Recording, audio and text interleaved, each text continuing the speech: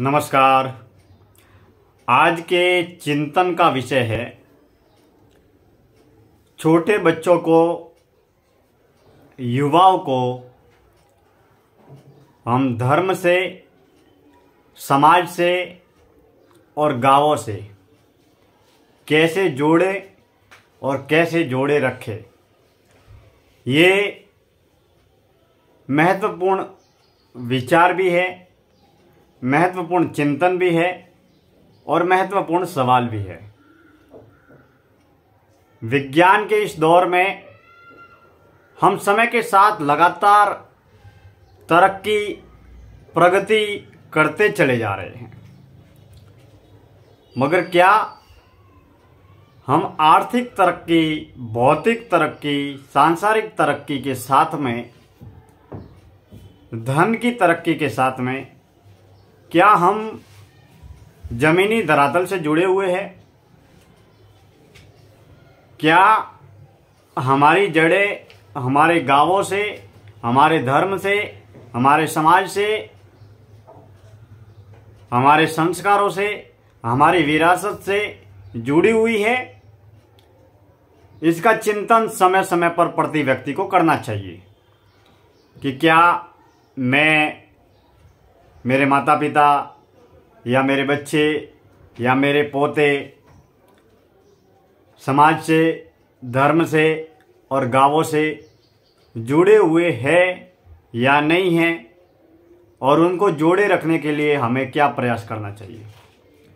दोस्तों, ये महत्वपूर्ण चिंतन आप अवश्य सुने और इस चिंतन को गांव-गांव, घर-घर, प्रति व्यक्ति के पास में पहुंचाए, ताकि हमारा समाज मजबूत बने, शक्तिशाली बने, धर्म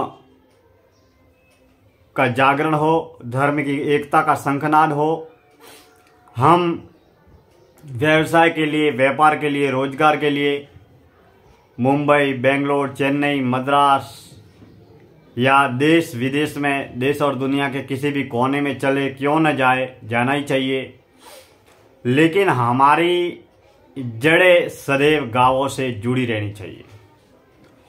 मैंने एक कविता लिखी थी जिसके बोल थे, आसमान में उड़ने वालों, आसमान में उड़ने वालों, मत काटो अपने पांवों को, शहरों में जाकर रहने वालों, मत भूलो अपने गांवों को। ये कविता की पंक्तियां हर शहर में जाने वाले व्यक्ति को, विदेशों में जाने वाले प्रति व्यक्ति को अपने गांवों से जुड़ने के लिए प्रेरित करती है। एक दौर था जब प्रति व्यक्ति गांव में खेतीबाड़ी करते थे और उसके जरिए जीवन का भरण पोषण होता था।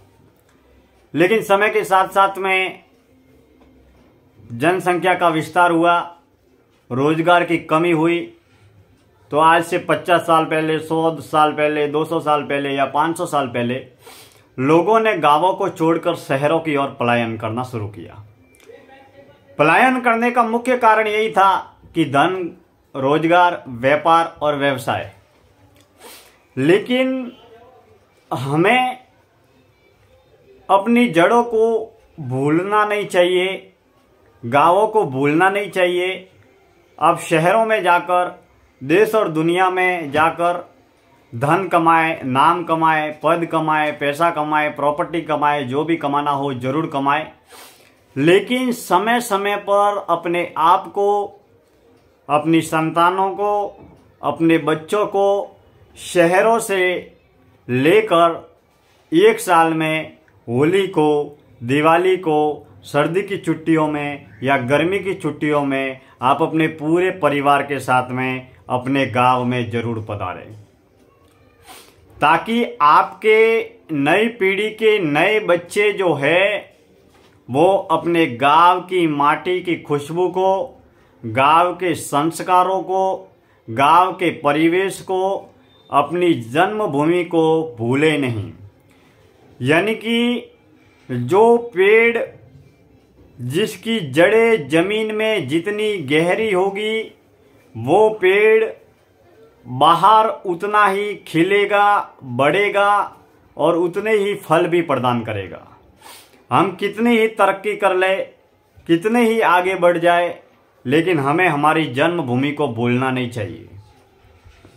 और विशेष रूप से अगर आप व्यस्त है, समय नहीं है, तो कम से कम साल में 1 बार 2 बार होली, दिवाली, त्योहार, प्रसंग पर आप अपने गांव में अवश्य पधारे और अपने गांव की माटी को नमन करें, उस चंदन जैसी माटी को नमन करें जो आपकी विरासत है, आपकी धरोहर है। हम अमूमन ऐसे बहुत सारे गांव देखते हैं। मैं अपने राज्य में या अन्य क्षेत्रों में गांवों में घूमता भी रहा हूं। वहां पर हम देखते हैं तो गांव ऐसे बंजर और वीरान हैं कि बहुत सारी बड़ी बड़ी गलियां, जिन गलियों में ताले लगे हुए हैं और वो ताले खुलते ही नहीं है। तो मैंने एक बार अपने मित्र से पूछा कि इन्हीं घरों में किसी दौर में लोग रहते होंगे, लेकिन आज उनके बेटे, उनके पोते या उनके परपोते कहाँ पर है। तो उस मित्र ने बताया कि उनके पोते परपोते शहरों में हैं, विदेशों में हैं, लेकिन उनकी मूल जन्मभूमि गांव यही है। अब वो ना तो होली को आते हैं, ना दिवाली को आते हैं, यानी कि अपनी मूल जन्मभूमि को मान लीजिए हमेशा के लिए भूल गए। इसी में कुछ लोग ऐसे भी हैं जो होली, दिवाली, नवरात्रि, तीज, त्योहार, प्रसंग पर देश विदेश में भले ही रहते हो, लेकिन वो अपनी मूल जन्मभूमि पर लौट कर आते हैं और उस जननी जन्मभूमि स्वर्ग से भी महान है, उस मातृभूमि का वंदन भी करते हैं। तो मेरे कहने का तात्पर्य यही है कि आप अपने मूल जन्मभूमि को भूले नहीं, क्योंकि शास्त्रों में भी लिखा है जननी जन्मभूमि स्वर्ग से भी महान है। जितना योगदान हमें हमारी कर्म भूमि का है, उतना ही योगदान हमें हमारी जन्मभूमि का भी है। अगर हम हमारी जन्मभूमि से जुड़े रहेंगे, गांवों से जुड़े रहेंगे, तो गांवों के संस्कार, गांवों के रिश्ते, गांवों की संस्कृति से भी हम जुड़े रहेंगे। तो मेरे कहने का तात्पर्य यही है कि आप समय में से समय निकालकर कितने ही बड़े उद्योगपति बन जाए, कितने भी वकील बन जाए, डॉक्टर बन जाए, नेता बन जाए, अभिनेता बन जाए, मंत्री बन जाए, मिनिस्टर बन जाए, कितने ही बड़े नाम और धन की कितनी ही अपार अमीरी क्यों ना हासिल करे, लेकिन अपने गांव को भूले नहीं और समय में से समय निकालकर उस गांव के आसपास गांव के लोगों से प्रेम और स्नेह रखें।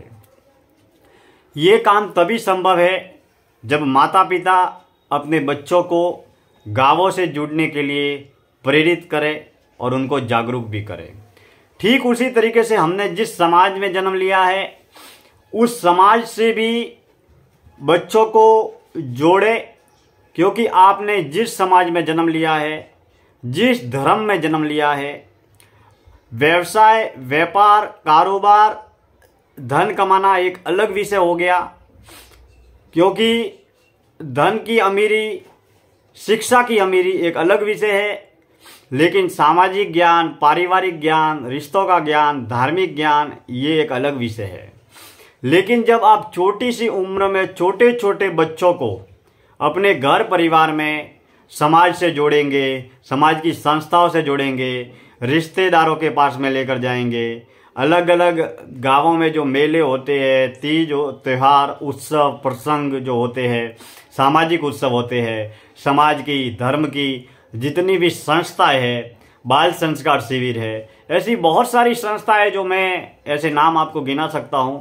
ऐसी संस्थाओं से जब आप बच्चों को छोटी छोटी उम्र में ही उनको जोड़े रखेंगे, तो वो हमारे समाज के संस्कार सीखेंगे, धर्म के संस्कार सीखेंगे, राष्ट्र के संस्कार सीखेंगे। वरना आने वाली पीढ़ी के नए बच्चे हमारे धर्म से, हमारे समाज से, हमारे सामाजिक परिवेश से, हमारे गांवों से हमेशा के लिए कट जाएंगे।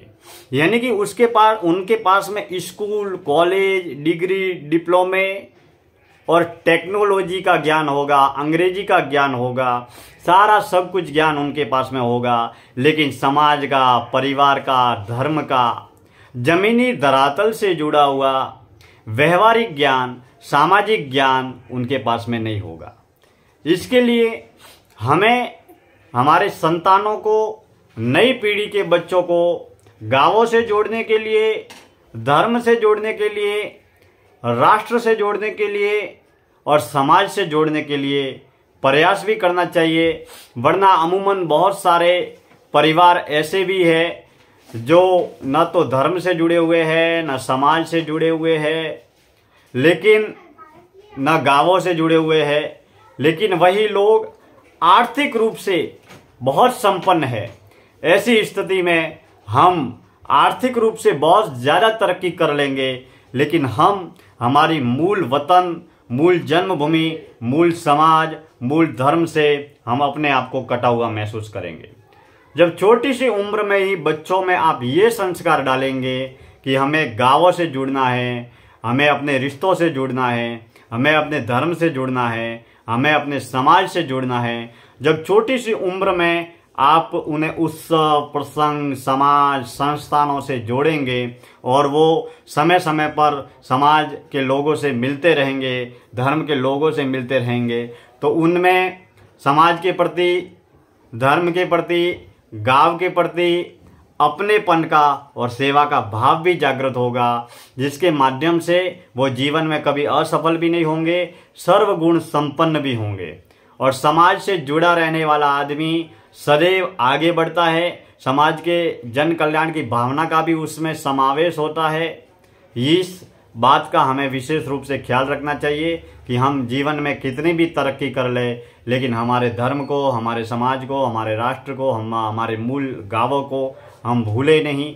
इस बात का हम विशेष रूप से ख्याल रखें। इसलिए मैं मेरी बात का समापन करता हूँ इन पंक्तियों के साथ में, और इस संदेश को ज़्यादा से ज़्यादा युवा पीढ़ी तक पहुँचाए, ताकि नई पीढ़ी के नए बच्चे हमारे धर्म से, समाज से और राष्ट्र के से जुड़े रहे। मेरी इन कविता की 2 पंक्तियों के साथ में, आसमान में उड़ने वालों मत काटो अपने पाँवों को, शहरों में जाकर रहने वालों मत भूलो अपने गाँवों को, मत भूलो अपने गाँवों को। जय जन्मभूमि, जय कर्मभूमि। मैं कवि, लेखक, उद्घोषक, वक्ता, विचारक दिनेश्वर माली आप सभी का तहे दिल से हार्दिक स्वागत करता हूं। YouTube के माध्यम से हम अगले विषय में किसी नए टॉपिक को लेकर फिर से चर्चा करेंगे, समाज हित में, युवा जागृति के हित में। दिल से धन्यवाद, बहुत बहुत दिल से शुक्रिया आप सभी का हमारे YouTube चैनल से जुड़े रहे।